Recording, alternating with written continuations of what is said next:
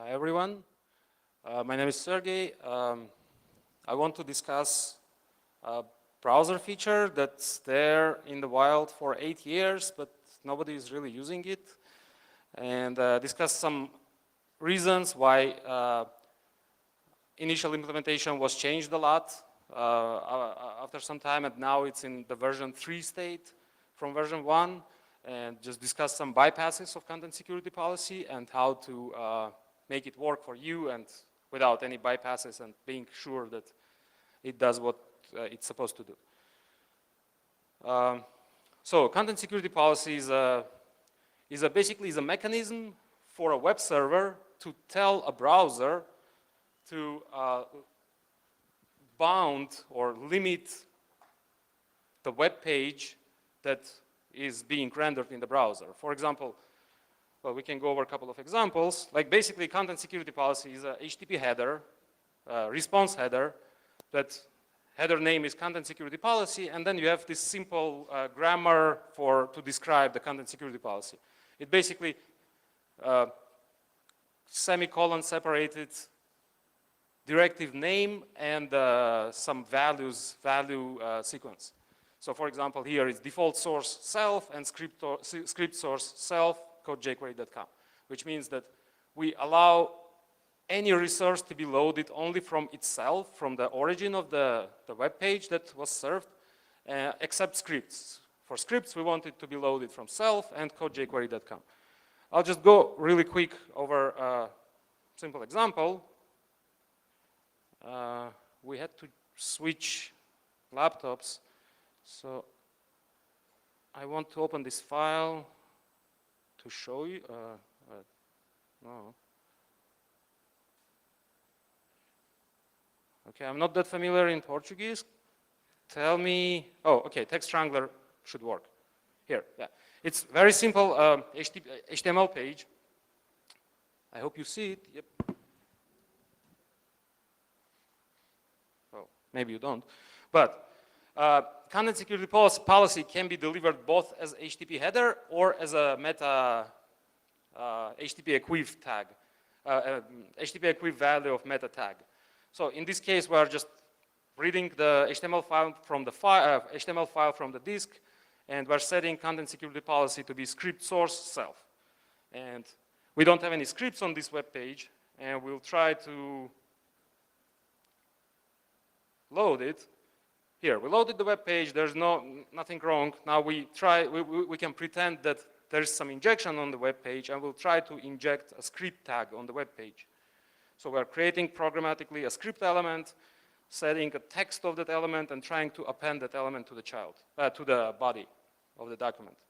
Here, we got a content security policy violation because browser didn't let that script to be executed because it's against content security policy that came with the page. And it actually is very verbose and tells you what to do. It tells the reason why the inline script was not executed, the alert one, and tells you what to do. You can either have unsafe inline keyword in the content security policy, or specify exact hash of the content that you are trying to inject. And obviously, attacker is not going to be able to do that because attacker would need to be able to modify the content security policy in order to inject that inline script. Or you need to specify a nonce. We'll come back to nonces later. Okay, back to the preview, I guess, yeah. Yeah, here's pretty much the same example. Like you intend to load the cool.js script and the jQuery. And inline injection that runs some function will be blocked, and third-party script that is not whitelisted by content security policy because we don't have pet.com anywhere listed in the policy is not going to be loaded. So it's kind of cool, and that's all you need, right? Sort of. So content security policy level 1, version 1, which is implemented currently by Edge, I think, Edge browser only because they are always like slow in adopting modern standards. The policy implements, the content security policy can control these following resources. Connect source is controlling where XML HTTP requests can connect to, or like WebSockets, for example. Or frame source controls where frames can be loaded from. Images for images, fonts, media, objects is a cool thing to control where plugins can be loaded in the web page. And like normally you would say object source none, meaning you don't want your web page to load any Flash plugins or Java applets or anything like that. And script and style, and that's pretty much it. And if any of these directives are not explicitly in the policy, browser will use whatever is in the default source. It will default, for example, if you don't specify font source, it will default to the value of default source. We'll see examples. And in level 1, it was allowed to load content security policy only through HTTP headers. And yeah, those are some details that are not really interesting. And in CSP level 2, there were some expansion to the policy. You can now control, for example, where form can be submitted. So basically, if you have an injection and you have a web page with a form, which is supposed to submit the form to some URL, attacker will not be able to override the form submission URL, the action URL. Frame ancestors is a replacement for frame options header. So now you can specify who can frame your web page through frame ancestors directive. And it's like implemented properly, not like frame options where if you have, for example, 2 nested frames, then browser will ignore anything other than the first frame. Base URI allows you to define basically you hard code what is the base tag of your web page. The base tag is used to resolve all the relative URLs on the web page. And so on. There's nothing really like exciting.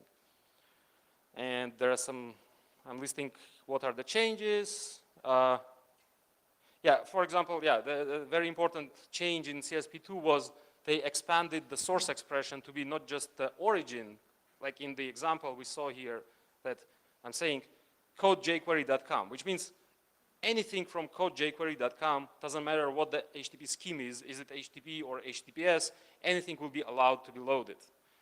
But in HTTP2, you can now specify the path to the resource. You can lock down a specific resource. And we'll see why it's important later.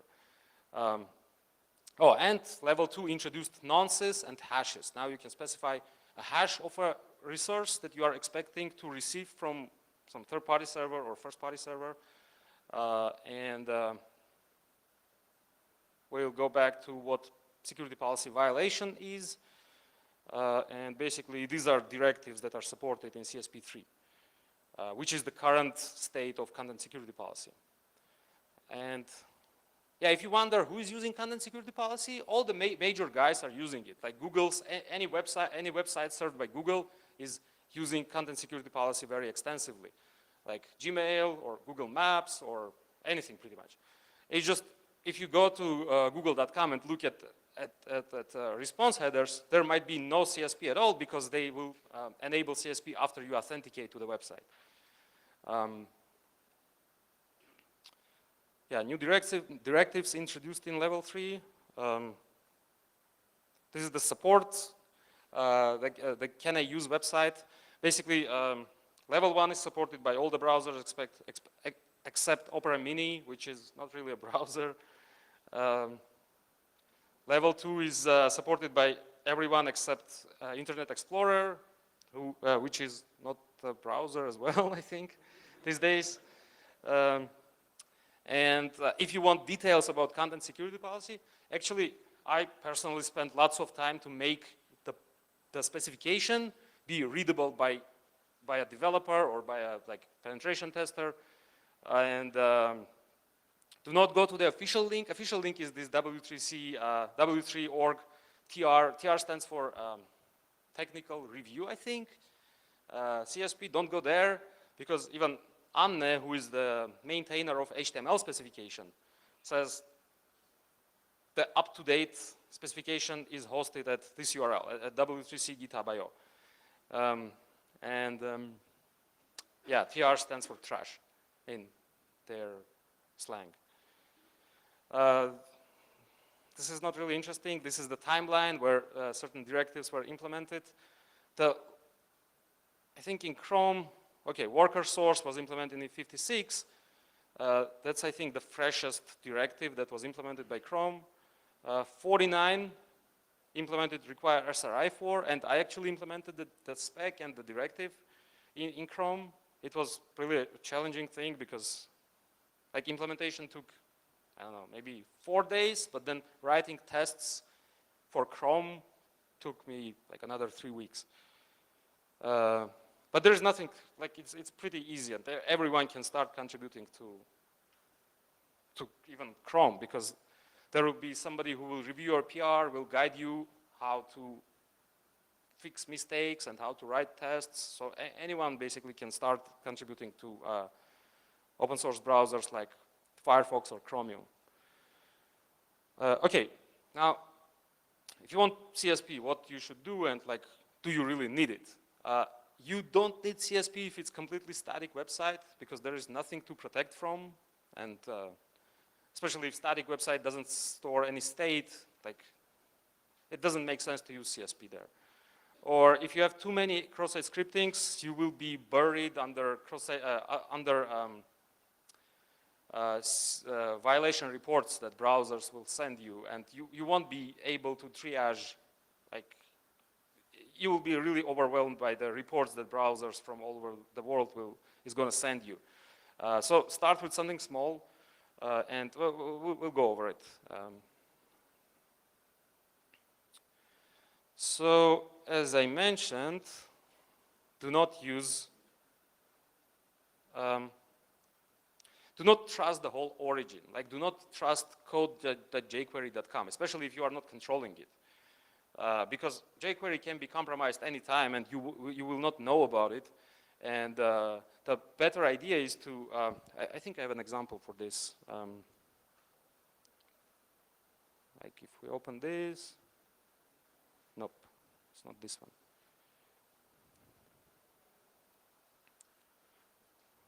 Let's look.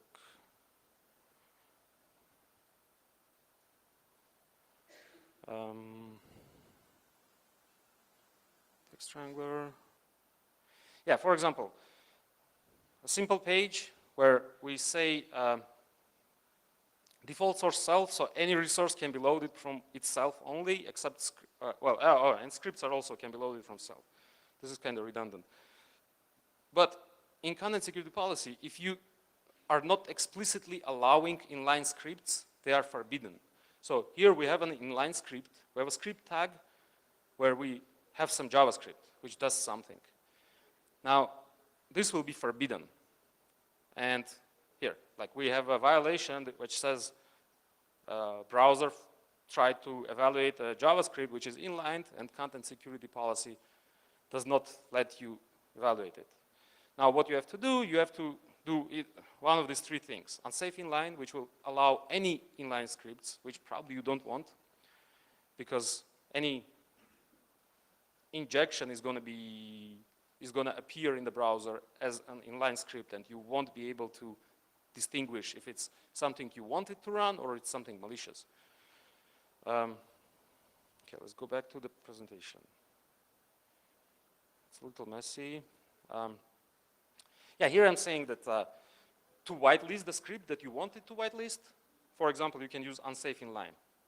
And this validates something will work. But also there will be bypasses, because some attackers injected do evil function will also work.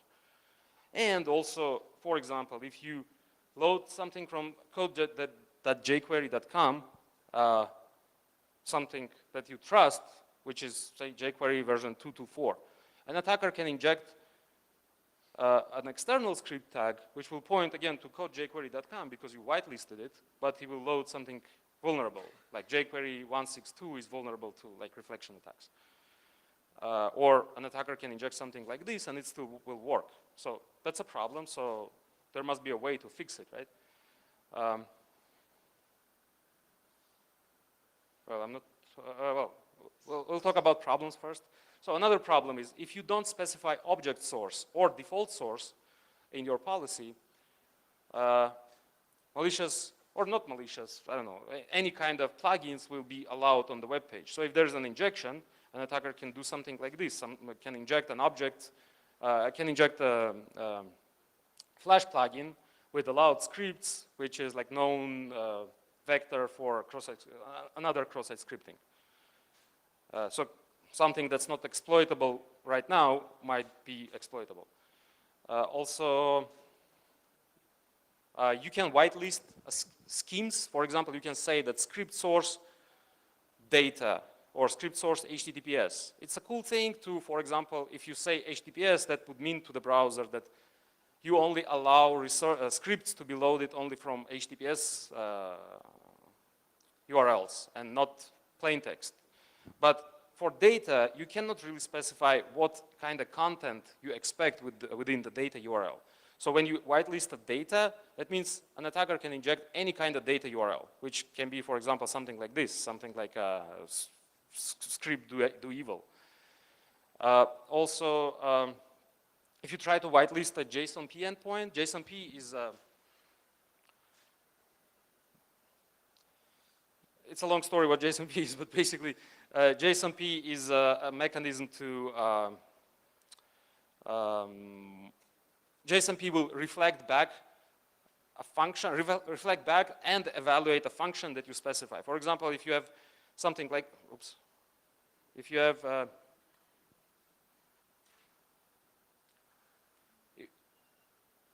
if you whitelist a JSON-P endpoint, for example, at some CDN, which hosts some, for example, Angular, content security policy does not really control the arguments of the URL. So if you whitelisted cdn.com/JSONP and like you're using it actively in your web application, an attacker might figure that out and actually use it in a malicious way and basically send a function which will be where in HTTP response that function will be actually evaluated. So it's basically an attack vector.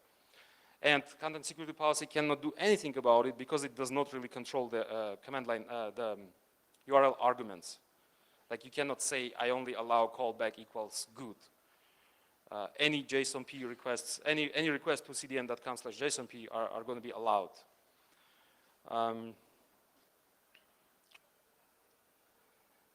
This is also sort of a compromise. So if you whitelist, for example, two origins, a good.com that you completely trust and some origin that you don't trust fully, but you trust a specific resource. For example, this partially trusted.com/trusted. If there is a redirect from good.com to partially trusted.com, actually the path is going to be ignored by the browser, by content security policy, the evaluator, and it's sort of a bypass. It will always work. Why is this happening? Because some guy figured out that you can use content security policy to exfiltrate the state of web application in the browser. For example, through content security policy violation reports, you can figure out, you can make somebody to load your web page, malicious web page, which will try to load something, your avatar, for example, from google.com. Now, if you are authenticated into google.com, your avatar will be served to your browser. If you are not authenticated, you will be redirected to some other URL. And you can craft your content security policy in such a way that, and serve that page to your victim, that by looking at content security policy reports, you can tell if somebody is authenticated to google.com or not. And in order to hide that information and like do not leak the just privacy-related things, the compromise was made not to basically to ignore paths in redirected URLs. Yeah. Anyway, how to solve that? Well, let's just take a look at some examples. For example, am I connected to the internet? I think no. Where's Wi-Fi?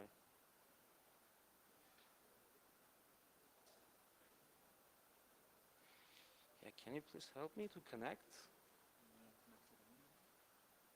Well, let's try.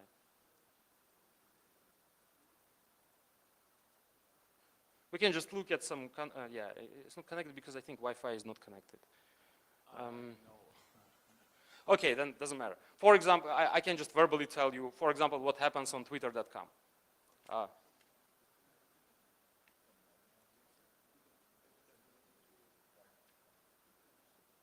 That's fine, guys, that's fine, yeah. For twitter.com, if you look at the policy that's served by twitter.com, there's like more than 200 whitelists in script source only. Like basically twitter.com is somebody set and configured a content security policy for twitter.com because there are so many corner cases where Twitter wants to execute scripts from third parties that list is like really huge. It's not maintainable. So it's because Twitter's policy was written before CSP2 was developed, and I guess they don't have resources to fix it. But here's an easy way to fix the problem, to avoid maintaining the whitelists. You can use nonce. What is nonce? It literally means number used once. And if your content security policy contains this, for example, you say script source nonce 123, browser will only evaluate JavaScript scripts that have nonce attribute with the same value that's in the header or like meta tag. So if there's an injection on the web page, attacker cannot guess what this nonce has to be when he crafts a script tag. And it's pretty effective way to write simple content security policies that don't need maintenance. And yeah, nonce attributes can be applied both to inline and third-party scripts. So here's like we have a third-party script that loads jQuery.com. So attacker, we don't use whitelists in the content security policy. And if attacker manages to find an injection, even if he tries to inject a script tag with source equals jQuery 162, which is vulnerable, he won't be able to tell what is the nonce, like at runtime. And the same thing with inline scripts. And it also fixes the JSON-P bypasses. Like if you whitelisted a JSON-P endpoint, well, no, you don't whitelist the JSON-P endpoints anymore. You just specify nonce in the script that uses JSON-P endpoint. So attacker won't be able to inject similar script that will be allowed by the browser.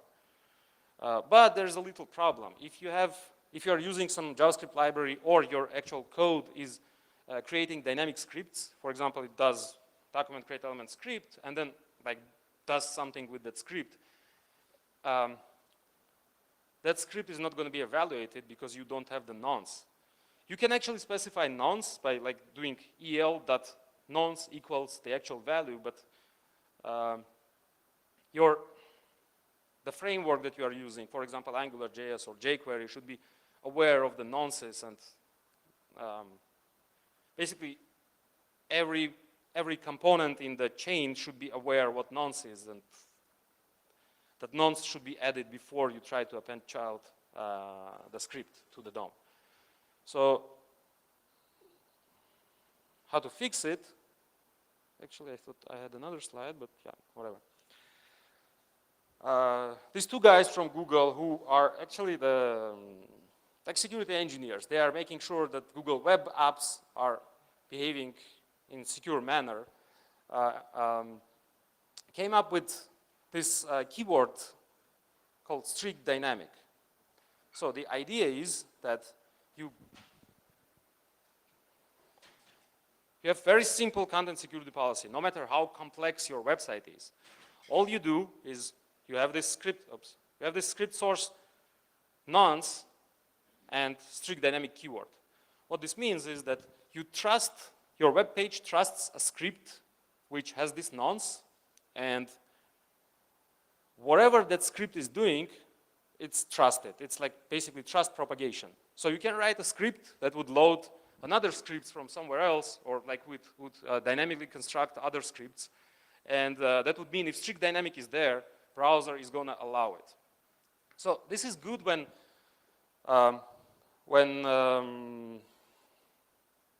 when resources that the parent script is loading are being loaded from trusted sources. Like in case of Google, likely any scripts that they use in their web applications are still coming from Google entities. Like it's from some CDN that's controlled by Google, or some other CDN that's not controlled by Google, but they have some kind of agreement that they can trust that CDN. So it's kind of safe. But if you, for guys like us, I cannot trust jQuery.com, and like I cannot, well, even if I write a JavaScript that loads other scripts from, for example, jQuery.com, you don't know what the jQuery.com script is doing, actually. Like maybe it's compromised and there's some attack happened and now they are doing something really bad. And like using strict dynamic is kind of risky there. So what you can do, you can log down to what you actually expect from jQuery.com, for example. You can specify a hash of the content that comes back from jQuery.com. I think I have an example, but it'd be messy to set it up. Let's look. Maybe it'd be more like visually. Yeah, I don't have internet connection, so we're not going to see anything useful. But that's fine, that's fine. It's not really like very important, so it's fine. Thank you. No. Yeah, sort of using strict dynamic is going to solve any problem that you had with whitelists or with those bypasses where you don't specify path and somebody loads a script from the same origin that you trusted, but something malicious. And you also don't have problems with inline scripts because it's fine. The way strict dynamic works, like for example, if we serve this policy to, like you would ask, what would happen if you serve this policy to a browser that doesn't know what strict dynamic is so far? For example, Safari does not know what strict dynamic is because they only implement CSP level 2. Or IE 11 doesn't know about strict dynamic, and it doesn't know what nonce is. So the way the grammar is designed for this, we can call it a language, is if it doesn't know what a keyword is, it's just going to ignore it. So this policy is going to be viewed by a browser that implements CSP level 3, which will be like modern Chrome or Firefox. It will be treated as this. Like if Chrome sees strict dynamic, it's going to ignore unsafe inline, which whitelists any inline scripts. If browser is level 2 and doesn't know what strict dynamic is, but it knows what nonce is, it's just going to load scripts that have this nonce. And it's not going to break. And oh yeah, and there is in the specification, specification says that if you see nonce, a specification level 2 says if you see nonce, ignore unsafe inline. Do not like just ignore this unsafe inline. Do not whitelist all the inline scripts. Just whitelist those that are that contain this nonce. And really old browser is going to see this, is going to parse this content security policy as this. It doesn't know what strict dynamic is. It doesn't know what nonce is. So it's going to just consume what it knows about, which is unsafe inline. So it's going to whitelist unsafe inline all the inline scripts, which is bad, but it's better than not controlling inline scripts at all. Okay, what's not controlled by CSP? Surprisingly, any communication that browser does to outside world, or like when it loads resources, everything is controlled by CSP these days, except WebRTC. It's just a technical limitation because everything in modern browsers go through fetch API. Like when you load styles, for example, or when you load images or fonts, HTML specification actually describes the algorithms how browsers are supposed to implement the loading of those resources, and it goes through an API called fetch, and CSP is being applied at pre-request stage of that fetch API, except WebRTC. It's just technical limitation because WebRTC is not implemented through fetch yet, and turned out it's a big problem. Like there are lots of issues on GitHub reported about it, where ad block developers, for example, they don't see WebRTC connections happening in the wild because like ad block is a browser extension, and browser extension can only see HTTP connections before they happened.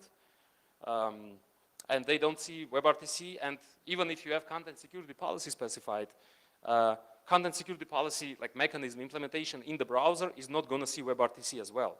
So right now, ad networks, for example, are using WebRTC to pull in ad content into the web page, even if some browser extension does not let that happen or tries to prevent it, or if you have content security policy that prevents, that locks down ads to be loaded from specific endpoints. So it's a problem, and like hopefully it will be fixed soon, but so far it's not fixed. It's the only way to bypass CSP right now. Like what can you do to adopt CSP? Like as you see in these really simple examples, all you need to do to start doing things is you can start with a meta tag. You just have this meta tag with HTTP equiv content security policy and content, for example, default source self. This would at least make sure that scripts are coming from whatever from the locations that you intended them to become from. This can be important in bigger corporations where, for example, you have a policy where all your dependencies of your web page should come from your the websites that you control. If you are hosting jQuery.com, jQuery, a specific version of jQuery on your own in the corporate network, you still don't know what the jQuery.com is going to do. Like maybe there will be some like corner case where it sees if it's Opera, it would load some extra resources from somewhere else. And like you either have to do static or dynamic analysis of the jQuery.com before hosting it in your internal network, or you can just use CSP and see if using the jQuery.com that you hosted is going to create any content security policy violations, and then you can like adjust either your policy or just notify the guys who are responsible for hosting the jQuery.com that it still makes external requests, so guys fix it. Yeah, content security policy has a very useful mode where you, instead of saying content security policy as HTTP header or meta tag header, you can say content security policy report only. It will behave exactly like I described, but instead of enforcing the content security policy, it is just gonna generate reports and still allow those scripts from places that you don't want to be loaded. It's still gonna allow those things. It will just notify you as within the report. We'll see what report looks like a little later. Yeah, make sure your policy works in like older browsers. It's like really easy. Like Chrome did really good job at suggesting what to do. Like they even, I don't know, what do I do on this web page? But here, yeah, I'm injecting some inline script, right? Chrome even calculated the hash that this SHA-256 that corresponds to the content of the script that I want to inject. So you can just like, copy this value here and paste it in your content security policy.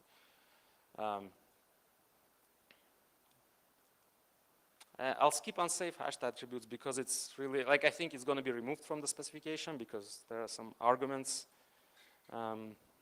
But basically unsafe hashed attributes right now I think it's implemented in Chrome. You can specify a hash of event handlers, like and like whitelist specific event handlers that appear in the HTML. Like for example, you have some button and you have onClick and you have some script that is of the value of the onClick attribute, and you can, through unsafe hashed attributes, you can whitelist specifically those handlers. But yeah, looks like it's going to be removed. So for deployment, you should really start with report only and see what are the reports that coming from the wild, from the field, and adjust your policy, which should be specified as report only at least like first week, and try to do A/B testing, like send something with CSP and without CSP, or like with two different CSPs, and try to figure out which one is better, which one serves your needs. Reports. So in content security policy, there is a directive called report URI, where you can specify the URL where you want the browser to send the violations to. And what is the violation? Violation is basically a JSON. Violation is a post request with a JSON blob in the body. And the JSON blob, well, this is the description of the web IDL description of the object that report contains, but this is actual example. So it's a JSON blob which says here, the report was generated at this origin while the web page was at this origin. This is an example. The refer is empty, for example. What was blocked? An inline script, which is good. Which directive was violated? Script source. I don't remember what effective directive is. It will send you the actual the original policy, because there might be browser extensions that would modify the content security policy before it's being parsed. So from this field, you can tell if some browser extension actually modified the content security policy before it was parsed.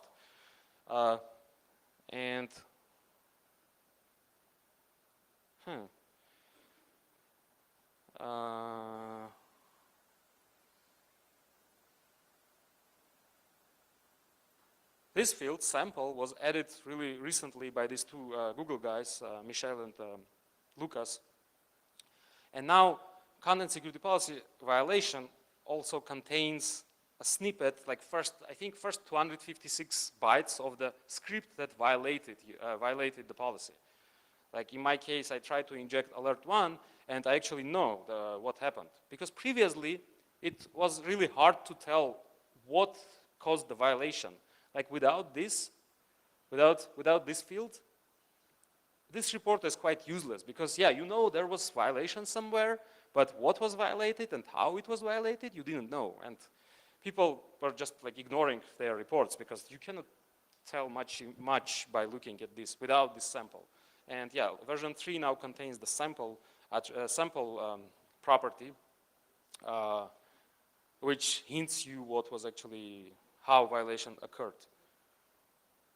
Oh, and the disposition tells you if it's in enforcement mode, if policy is in enforcement mode, or if it was report only mode.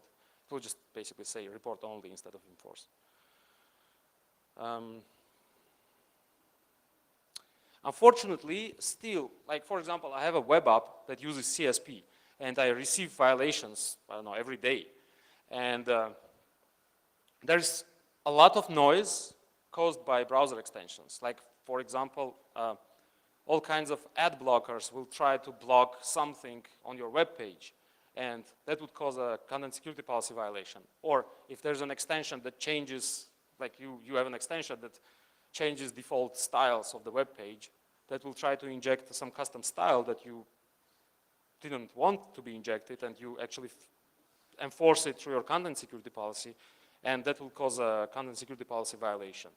And you receive so many reports every day that you might miss actual attack happening on your website. So you need to really have a good filtering mechanism.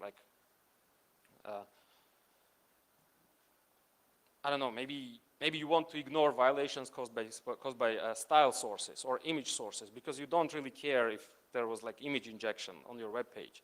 So, and unfortunately, there's no the ready solutions that would let you easily filter content security policy violations. There is I think on the next page, no, I don't have it.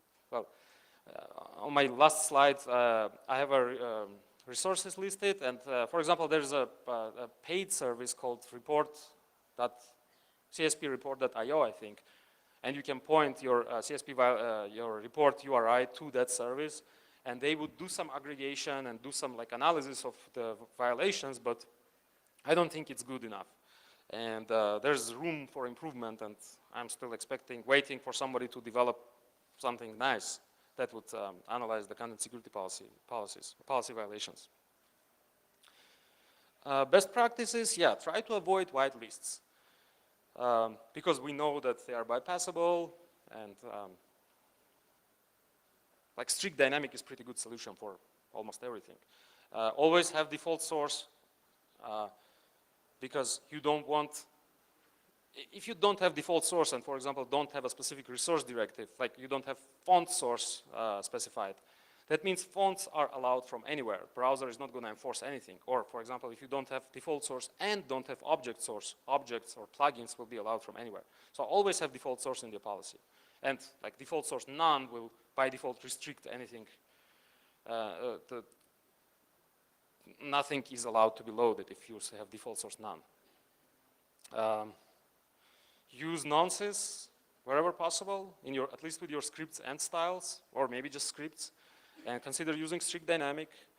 Do not use unsafe eval. Unsafe eval is another keyword in content security policy that will allow eval to happen on the web page. And by default, if unsafe eval is not specified, no script evaluations are allowed in the JavaScript context.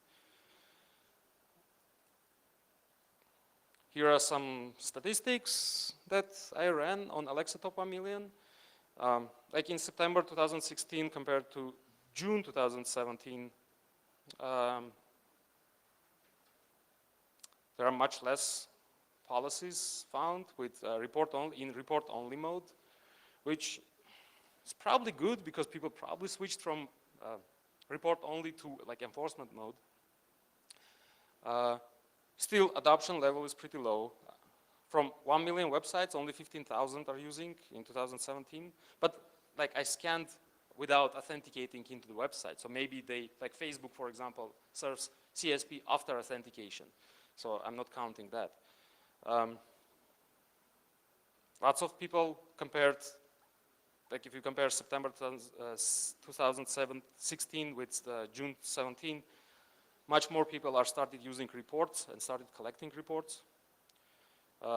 This doesn't probably mean anything. It's just like statistics. Which directives are most popular? Well, of course, script source is most popular because injections are exploitable mostly through through JavaScript and not through, say, images or fonts or I don't know, media source. Makes sense. Like it grows steadily, but still not fast enough. I also developed a Java library which deals with content security policy at runtime. Basically, you can pass a content security policy to my library, and it will like analyze it and say if there's like some critical errors or like I have three levels of reports: warnings, errors, and information. And I think on the next slide it's more detailed. January 2017 compared to June 2017, people were using, I don't know, some really outdated directive names that are not supported by any browser anymore. They were using those directive names much more frequently in the beginning of the year than in the middle of the year. Or they have some typos in the value part of the CSP, like they have script source, which is like valid, but then they have some typos or some illegal characters that are basically making browser to ignore the whole directive. Like 19% of policies actually still contain errors in the source expression, or yeah, some errors in the directive name itself. Or some people use non-ASCII characters, and you cannot use any non-ASCII character in any HTTP header, and CSP is not an exception. If you want to have something non-ASCII, you just have to URL encode it as you would do in URL. The delimiters between CSP directives semicolon. And some people just make mistakes and put commas there, and you're just gonna like stop parsing the policy right after the comma, and people might not realize it, and they would think they're protecting their website, but in fact, browser is just gonna ignore whatever is after the comma. And unfortunately, by the way, Chrome or like Firefox is not gonna warn you about it. And yeah, these are resources. This CSP evaluator is by Google. It's a pretty good thing to like evaluate your policy and get suggestions what you have to do with your policy. This is the library that I developed. It's used by W3C's HTML validator. Official W3C HTML validator. It's used by Zap proxy, for example. It's used by some commercial websites. ReportURI.io is the service, paid service that would collect your violations and then like analyze it and like generate nice graphs or maybe do some statistical analysis, and that's it, I think. So, if you have any questions or suggestions or like explanation why you guys are still not using CSP, I'll be happy to discuss it.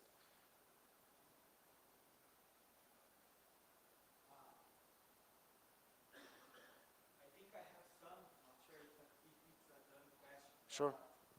When the server tells the browser what are the policies, can an attacker intercept this message and change it and not? Of course, they totally can, but CSP is not going to help you because attacker can just inject whatever JavaScript he wants to be evaluated on the web page directly without even maybe touching CSP.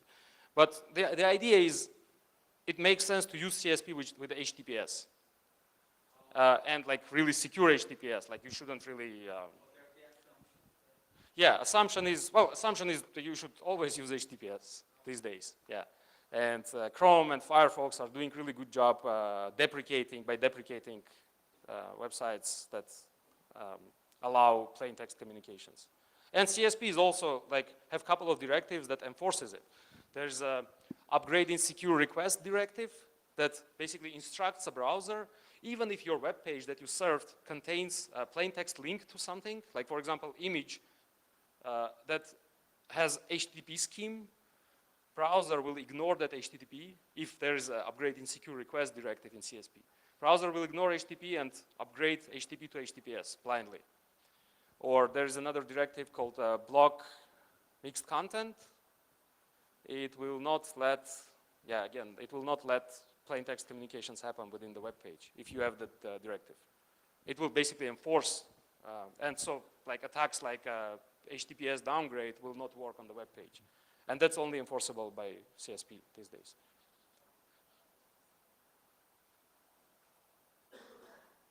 I think that's it then. Thank you very much.